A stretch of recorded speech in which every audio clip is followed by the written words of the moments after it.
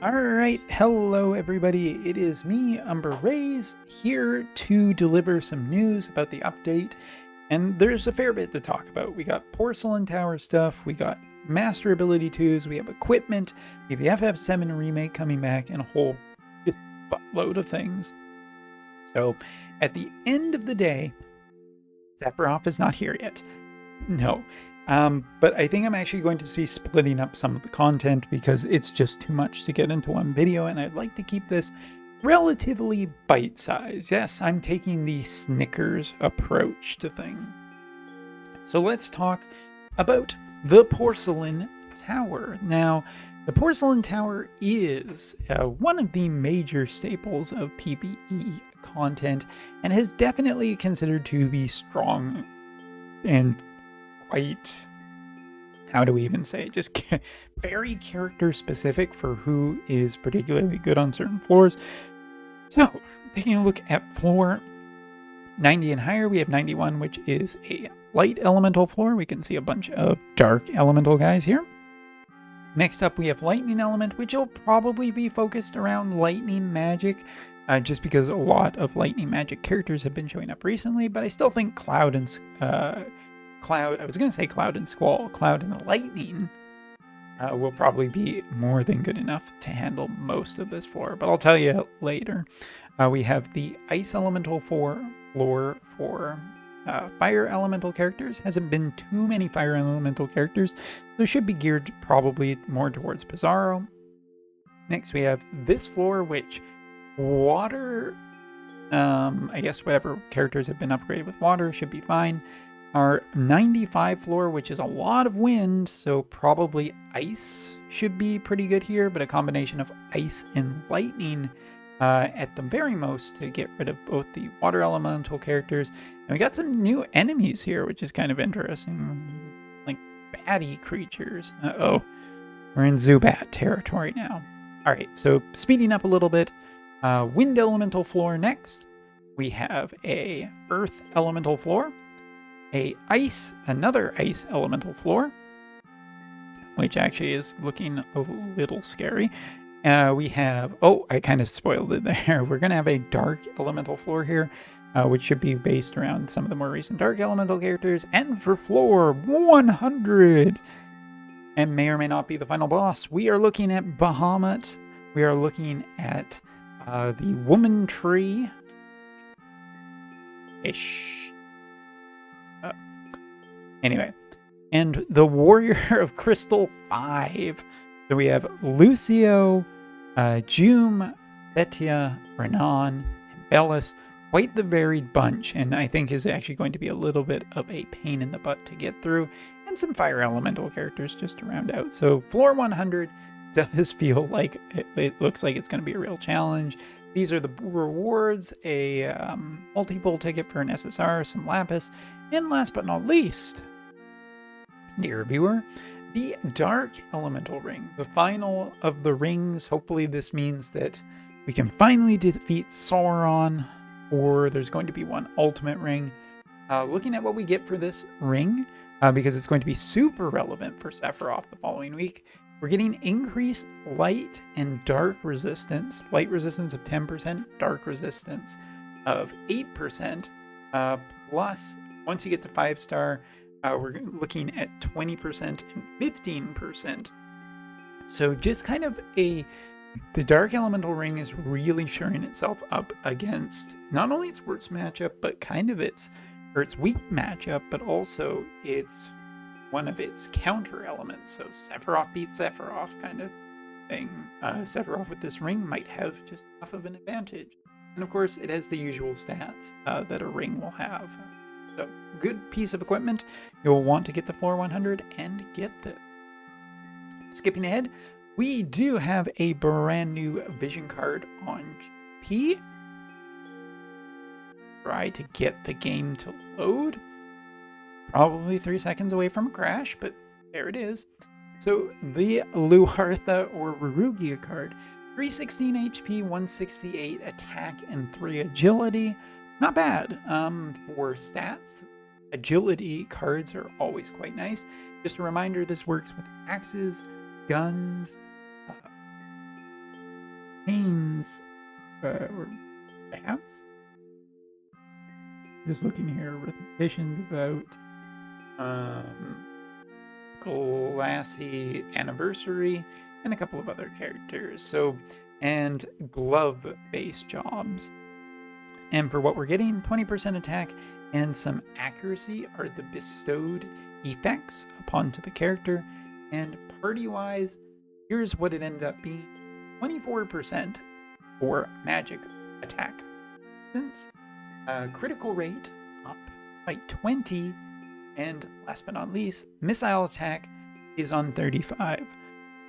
Pretty good vision card if you are into gunners. If you're really wanting, I guess, Barrett to be even stronger, that might be a vision card that you really want. If you bought or got Rugia, you're probably going to want this vision card as well. It works well with a bunch of different characters. Obviously, critical rate can be used by multiple different characters, not just the gunners. It's good across multiple classes. I think this vision card is pretty good, but it's a permanent vision card. We're right about to head into the high-cost hellscape that is Anniversary. That's probably not worth getting, and even by the time this comes out on Global, I think it's still going to be a fairly pass, just because you've seen what's coming. There's more than enough stuff to potentially keep you busy. All right, so Master Ability 2s for some characters, starting off with Garvall, everybody's favorite Garvall. Master Ability number 2, bonuses for ally. As for himself, he gets increased magic of 20%, HP of 10%, and AoE resistance of 15. If you consider that Energist just got a boost as well, he's looking pretty crazy. Honestly, I have to say, I think that Garvall is just looking like he for the last week, he's been in JP Arena with Dark Elemental Mage teams wreaking havoc still. And he's actually still quite good at killing characters, and he has enough survivability tools in his kit now that have been buffed as well. I'm just gonna say it. I think that Garvall is still quite an insane character. His Master Ability 2 is very simple, but he probably doesn't need that much of an upgrade, so good for him. He's looking quite strong. I mean, if we can just jump over here to my parties real quick. I want to see if he is in my Dark Elemental party. Now, I don't have him. Oh, interesting. I don't have the brand new Dark Vision card for Dark Majamfina up yet. But even if, just taking a look at his stats in a party, pretty darn good without Bahamut. Yeah, I think Garvall was a crazy character, and this update has made him even crazier. All right, sliding down the scale, next up we have Varush. And Varush got a much bigger update. First of all, bonuses for wind allies.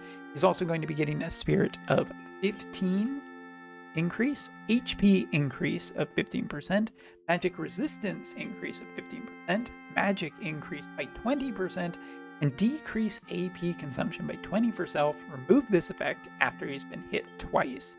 I don't know if he would necessarily survive 2 hits, but he does have increased spirit, increased HP, increased magic resistance, and increased magic. All of this stuff is quite good into pushing him to just be a better of a character, maybe? I don't know. Varush is kind of interesting. I think that I'll be curious. If I do see him in Arena, I'll definitely take him on and see if he can really hold up. But kind of interesting update for him to maybe make him more reliable. Cool. That being said, Wind is incredibly competitive, and I don't know if he's quite there to really put up the fight. All right, next up is Grace. It's Grace, I do believe. Grace is getting a fairly hefty update. Light attack increase for allies, toad resistance, so maybe that Halloween Lucia counter that we've all been dying for. 4, but also all types resistances increased by 10%, magic increased by 40%, and AoE resistance by 10. So once again, pretty durable character. We've seen this type of character before with Whisper, who is UR. So maybe this character is some kind of potential blocking character that you could use for limited cost stuff. Be interesting for light elemental characters, since, you know, some people have been saying, oh yeah, at least I've been talking to on JP have been saying, yeah, Sakura is going to be the thing that's going to kill Sephiroth. Don't know, dear viewer, but an interesting thought. And last, and certainly the last thing we're going to talk about in this video, is Tyrell. Tyrell is getting his Master Ability 2. See, there it is. I haven't done it yet, but I will do it soon. HP increased by 10% for Water Ally, Disable Resistance by 25, HP increased by 20%, Slash Attack by 10, Attack by 20%, and Defense Penetration by 20. A very, very offensive kind of upgrade for him. Maybe it's pushing him a little bit more to be used. I mean, he is a really good character for getting through the water selection quest.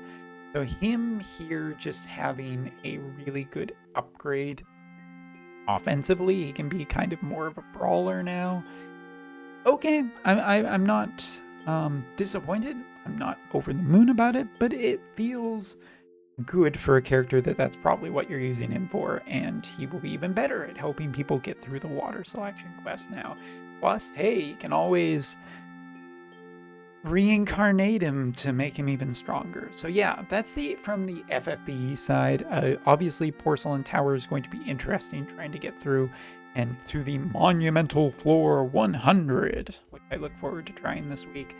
As for the character upgrades on the Wotv side, Tyrell feels fine. Grace might be interesting in certain places for limited cost, and Light Elemental potentially countering Dark. Seriously, brick wall. As for Varush, I honestly don't know. I don't use him as much. If there's any globalers out there that use him, but is he going to compare like against some just other characters that are using? He definitely has synergy with Sadali, but I think that's the Sadali Flag Bearer Glassy Doom combo is still kind of the gold standard for wind, with a fire elemental character maybe in there just to make yourself better against ice. But yeah, I really do think that Varush might have a hard time still competing for that win spot. But hey, PvE content is something that we can also use. As for Garvall, I think Garvall still really competes. I think he really does with a lot of the other Dark Elemental characters and the Dark Elemental mages. I think this guy might just end up on my Sephiroth team because he's just constantly feeling like he's really holding his own. Every time he just kind of starts slipping out of relevancy, he gets an update that just puts him right back into it. Anyway, so I guess I'm on Team Garvall. Anyway, hope you enjoyed this video, and talk about the FS7 stuff next time. Take care.